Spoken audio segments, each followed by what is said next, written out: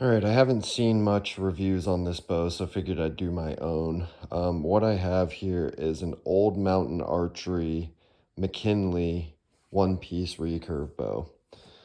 I bought this direct from Old Mountain, and they were pretty easy to deal with. I think I paid about 500, if I recall correctly, for it.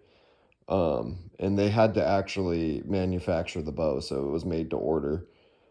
It took them probably about 6 months to get me this final product here, and I mean, boy, it's a beautiful bow. I mean, a lot of lovely accents, as you can see. Has this popular kind of what is this called? I think it's called burled oak laminate. It's clear glass on the top. You got black fiberglass on the bottom. You can see here. You got a UD carbon inlay on the limb.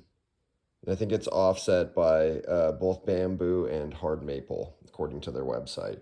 So makes for a pretty snappy bow. It's pretty quick. You got reinforced tips, obviously, and these are, let's see if I can get, sorry, forgive me, I'm filming this from my phone, but you get what you get here. You got these reinforced tips, and they're pretty hefty. I mean, easily can manage a fast flight string, and that's what I have on it. I just went ahead and I twisted up. This is fast flight D97 string, and I believe it comes with one as well.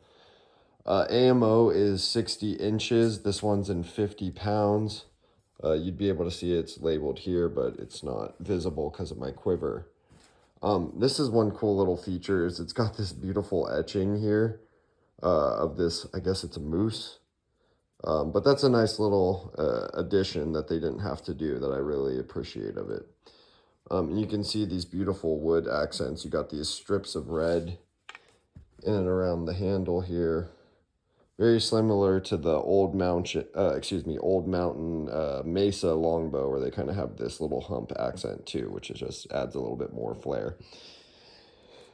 The cool thing about it is it's got a very flat palm swell here, which really fits the hand well, and you get consistent grip because your thumb really kind of places in that groove there. Naturally want to cant this bow, just kind of given that, but you can shoot it upright. But for me, it feels better in the hand, kind of canted, which is how I like to shoot anyways. All in all, it's been a pretty solid bow. Manufacturer's recommended brace height was 8 inches. I have it about 8 1/4, and that's where I found I can get it the most silent. Getting this bow tuned and silenced took a little bit of work, but once it's there, it's there. Here you got a radiused shelf and riser. This, whatever this, I forget what these are called. The sight window, excuse me, radius sight window, and then the radius shelf. So it's nice for, arrow flight. You have minimal contact on the hump and on the radius of the sight window. I'm running on it a Thunderhorn Lynx quiver with the carbon, I don't know what you'd even call this, stabilizing bar, I suppose. But I like that. It gives it a good amount of heft and weight to it. So that's the bow in a nutshell. I'm running about a little bit between 3/4 and 5/8 of a knock point on it. And that's where it seems to really like it for me. I'm shooting this bow split finger. It's got a +1/8 positive tiller on it, it looks like.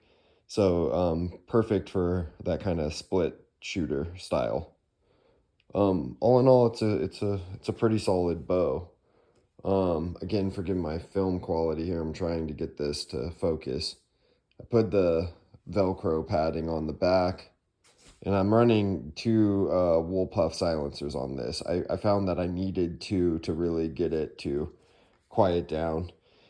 Because of the snappy nature of this bow, it tends to, have an audible twang to it in the beginning. But once I was able to get the puff balls placed appropriately, it silenced up quite a bit. So I'll be using this for hunting this season. I think it should be a really good bow, especially at this 50-pound weight. You do have a nice, pretty aggressive recurve on it. So again, this bow's designed for hunting and speed. That's really what it's designed for. So with that, I'll go and put another video together showing some groupings with about 500 or so grain hunting arrow, and we'll go from there. Cheers.